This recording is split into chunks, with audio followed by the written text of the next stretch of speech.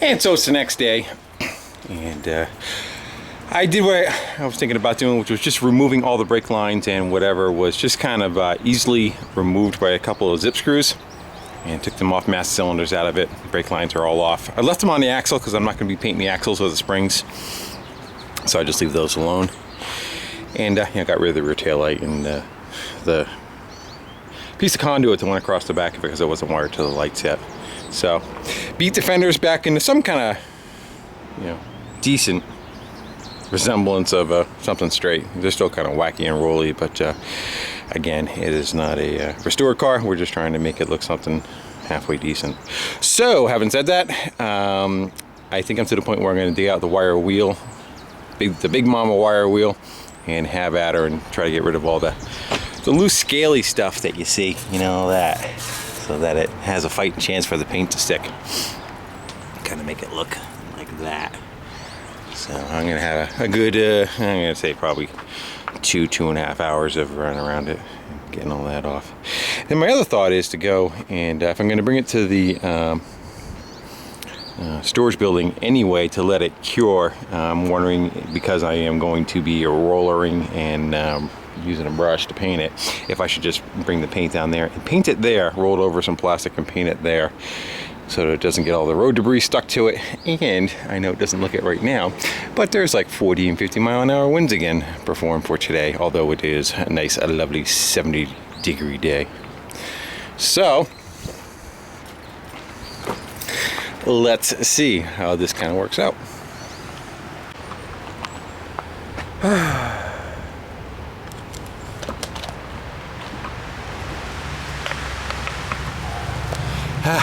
Air. So that's everything I can get with the big cup wire wheel. I gotta switch over to the small one. I'm not able to get in between the C channel in there. Wasn't able to fit, but you can see how I hit all the heavy stuff. So I'm gonna go do the same, start from front to back, and gonna go over it again with the little one and see if I can get into some more little cubby holes a little bit better. And I think what I'm going to do is I'll leave the wheel wells alone, and when I do the brakes and I take the tires and everything off, I'll hit those in one stage also. So we'll just kind of leave it alone, paint everything on the outside. When we get to that area, we'll do that area. Not like we're spraying it,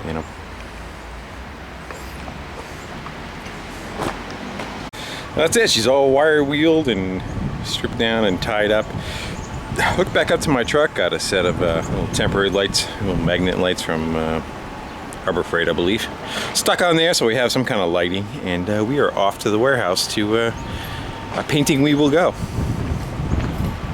I guess it would probably help if I bring the jack all the way up or spin it around though.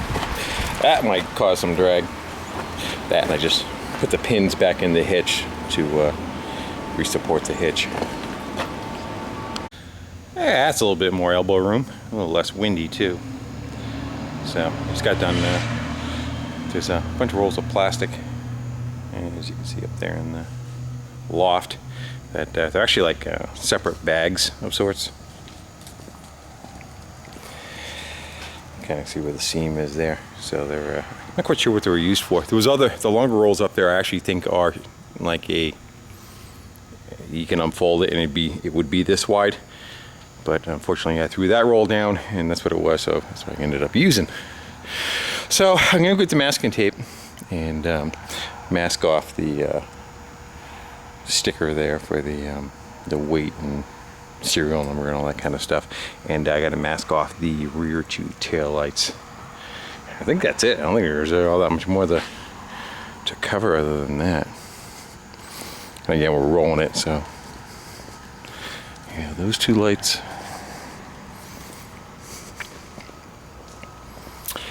I think that's it. Yeah, so let me go get the tape out, get them covered up, and then let's shake up some paint, stir up some paint, and start making her look pretty. And the sucky part's done. The part where you got to step over and try not bumping into the one behind you and the one in front of you, and try to have some kind of rhythm as you're painting. So I figured I'd get all the ribs done in the center. I work from the center out, which is, I think, what you're supposed to do, right? So now I get to do the big wide open sections. They kind of go a little faster. I'm not trying to get up on the corners. I gotta go back and hit some runs. I see runs. Runs. I like using like a 3 or 4 inch roller.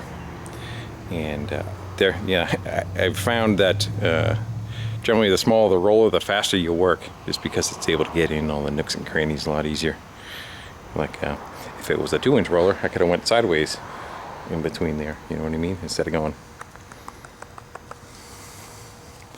So didn't go without being unscathed.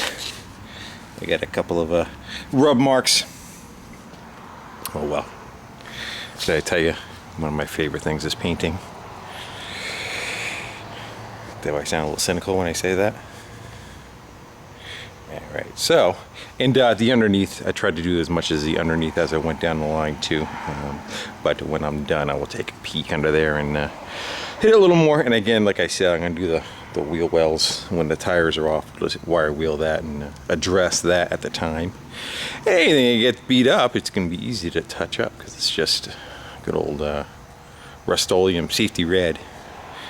And as far as priming, it's kind of a wash. I find if you put 2 coats of the paint on, or if you put a coat of the primer and a coat of paint on, it pretty much does about the same amount of coverage. And sometimes you end up having to do primer in 2 coats of top, whereas I find if you just go with the just straight up, and it says you can go right over rust with it. You don't have to prime. Hence the name Rust-Oleum, you know.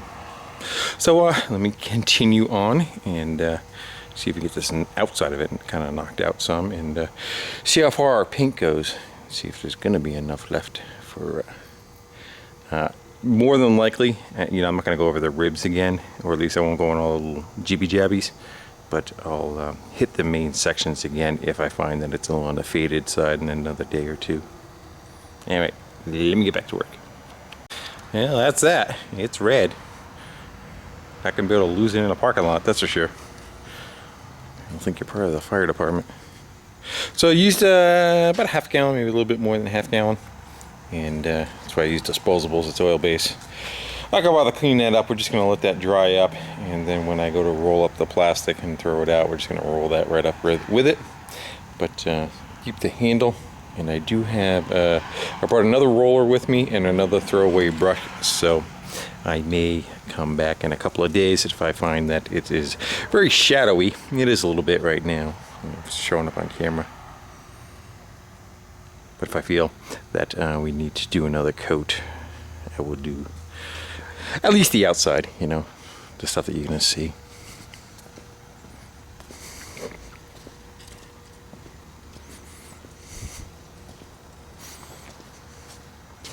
And I got plenty of paint. Yeah, you can see it on that wheel well there. It's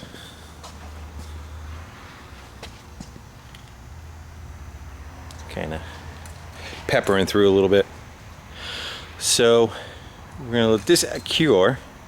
But I am at the warehouse, and behind my truck is Lucy. And I got Lucy's keys. So I figured maybe we'll try to go over there and see if she'll fire up. What do you think? So I'm going to go set up and see if we can get her to go. Lucy, I'm home.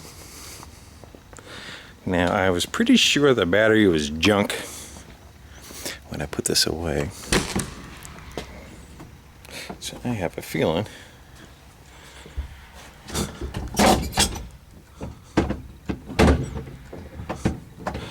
that the battery did not improve with age. I brought a jumper pack with me, but let's just see what we get, just in case. I got lights.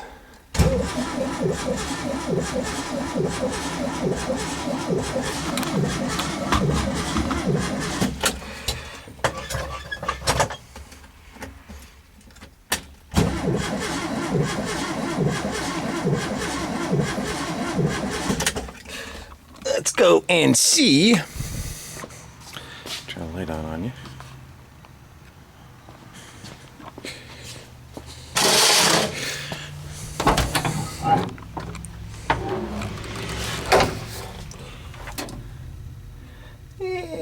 little bit of fuel in the fuel filter.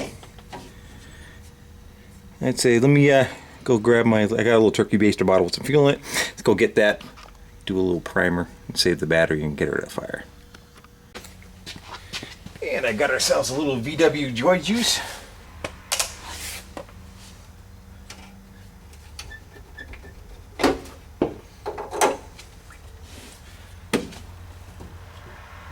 Put some down the horn.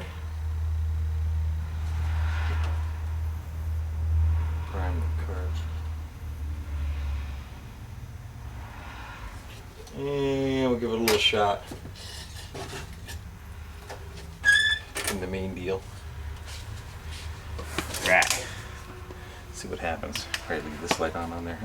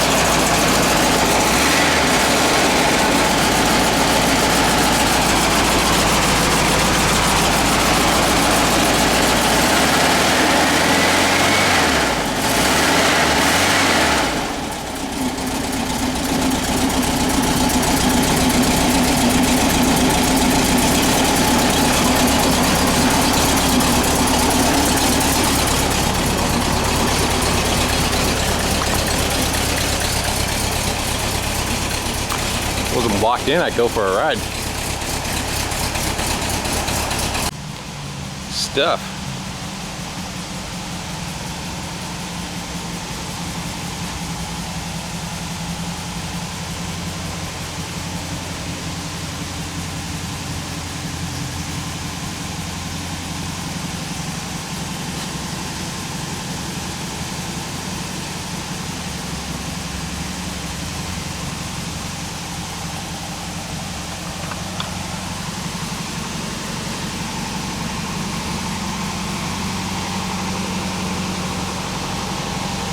Stuff.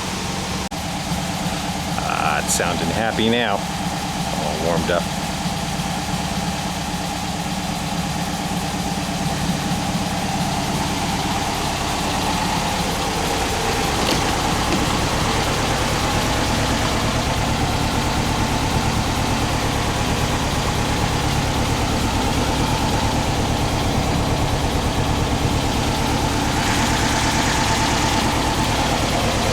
Gotta get that put on.